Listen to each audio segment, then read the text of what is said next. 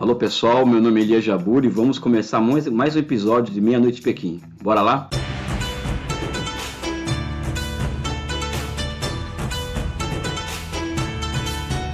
Então, chega num ponto desse processo de gravar vídeos, assim, por exemplo, pro canal, né?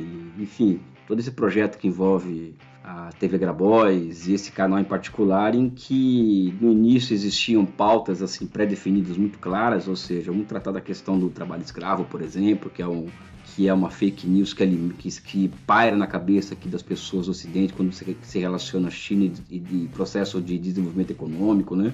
Xinjiang, que é uma pauta muito quente, também fake news atrás de fake news. Então, mostrar um pouco também uma visão nossa do que nós achamos sobre essa questão da liberdade de imprensa na China, essas questões mais estratégicas, como socialismo, né?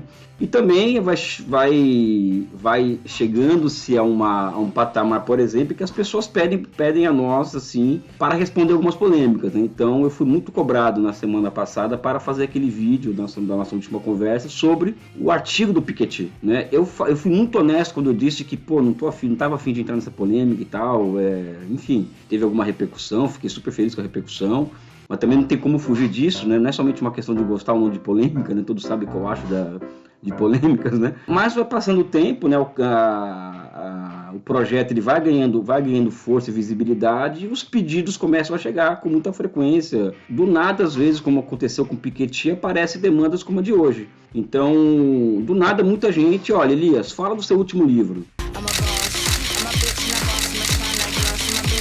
Eu falei, tá, vamos falar, né, desse meu último livro, né? E vamos aqui falar dele, né, que é esse livro aqui, que foi lançado em primeira edição no final de 2019, China, Socialismo e Desenvolvimento, 7 décadas depois. Ele foi lançado em primeira edição no final de 2019, em alusão aos 70 anos da Revolução Chinesa. Fazia 7 anos que eu não fazia um livro sobre a China, assim, o último havia sido em 2012, China Hoje, Projeto Nacional, Desenvolvimento e Socialismo de Mercado.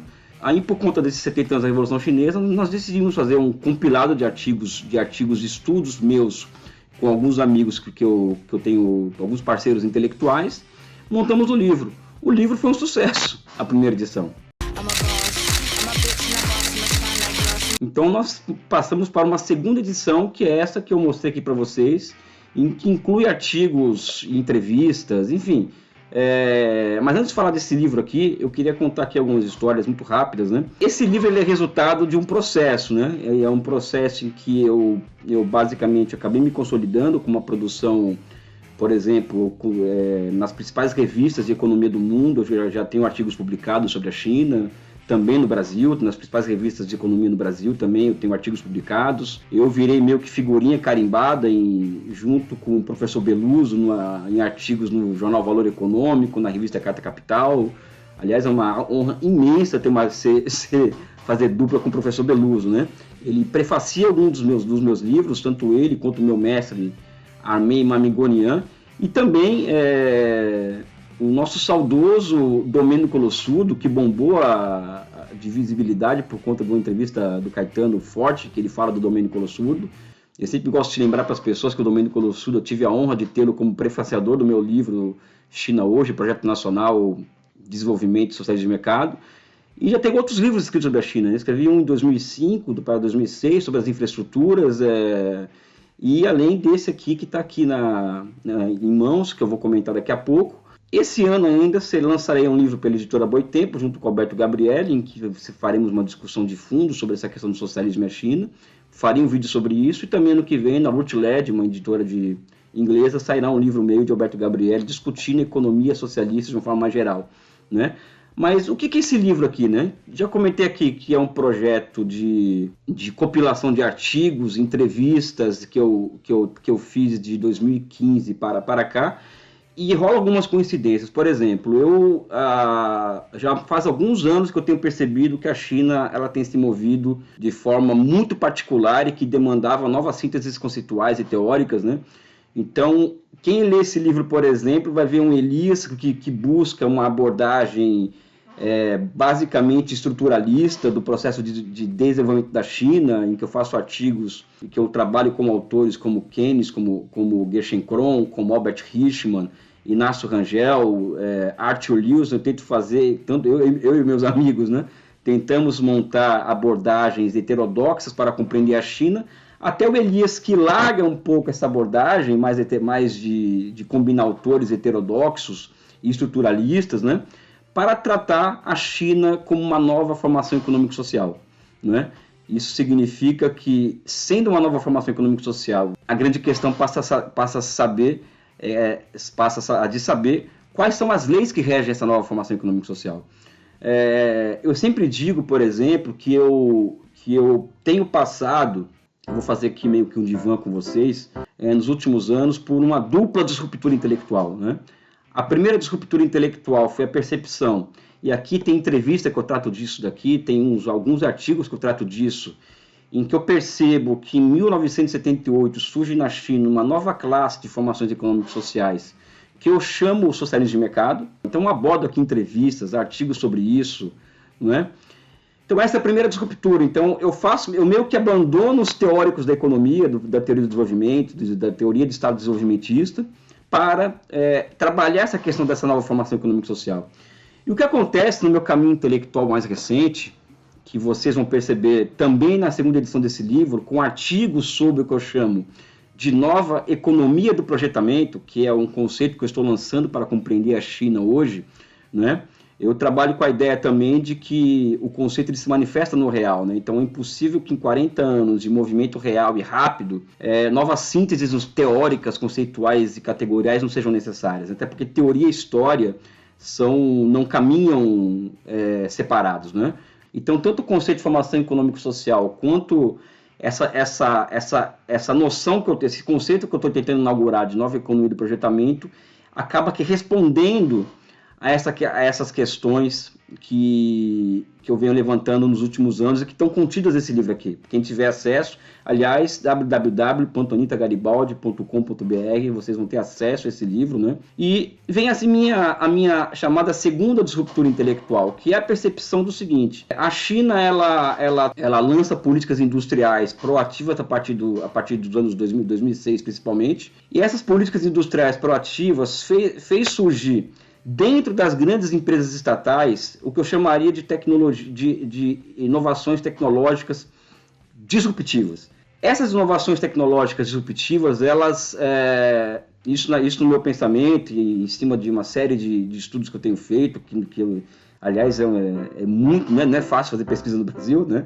Eu percebo que existe uma elevação da capacidade de planejamento do Estado Nacional Chinês sobre a economia, e isso fica muito evidente quando eles lançam em 2008 96 grandes conglomerados empresariais estatais, sob o financiamento de 30 bancos estatais de desenvolvimento, para executar milhares de projetos simultaneamente. Ali eu percebi que existia alguma coisa de errada com as teorias econômicas do desenvolvimento que impossibilitava explicar essa rapidez com que a China viu sobre o seu território naquela época. E depois vem a questão do Covid-19, do qual também eu trato alguns artigos aqui dessa reação chinesa ao coronavírus, ao Covid-19, dentro do espectro dessa elevação da capacidade de planejar. Quando se fala em elevar a capacidade de planejar uma economia, e se nós vamos aos clássicos do marxismo, ao próprio Marx, nós vamos perceber que os modos de produção eles são representações de um domínio cada vez mais elevado do ser humano sobre a natureza. Então, se existe uma elevação da planificação, da capacidade de planificação na economia chinesa, isso, do ponto de vista filosófico, representa uma elevação do domínio humano sobre a natureza. Isso gera, evidentemente, a noção ou a ideia de que está surgindo um novo modo de produção na China. Ou então uma derivação de um modo de produção que já existe na China. Eu acho que existe uma derivação de nível superior desse socialismo que é o núcleo da economia chinesa, né? E essa derivação de nível superior eu chamo de nova economia do projetamento, né? E isso significa que, ao surgir essa nova economia de projetamento, que eu dou esse nome, um novo modo de produção, a China acaba que jogando para frente a fronteira das ciências humanas e sociais, porque é um desconhecido que se abre, é um novo campo de necessidade de se descobrir regularidades, coerência interna da formação social, ou seja, existe toda uma economia política a ser descoberta, a ser elaborada em cima desse arrastar para frente que a China faz com as ciências humanas e sociais ao inaugurar novas regularidades, né? Eu sempre falo aqui de duas regularidades que também eu trato muito disso nesse livro, né? Quando estou falando de regularidades econômicas, né, cada modo de produção tem as suas regularidades, né? O que diferencia o modo de produção do capitalismo do feudalismo são as regularidades econômicas. A mesma coisa do socialismo do capitalismo. A diferença é que o socialismo, nós estamos ainda descobrindo as regularidades desse socialismo com a finalidade de construir uma economia política do socialismo. Então, por exemplo, a China ela tem demonstrado uma capacidade muito grande de reduzir ao máximo a chamada incerteza keynesiana. Isso vai se transformando em uma regularidade.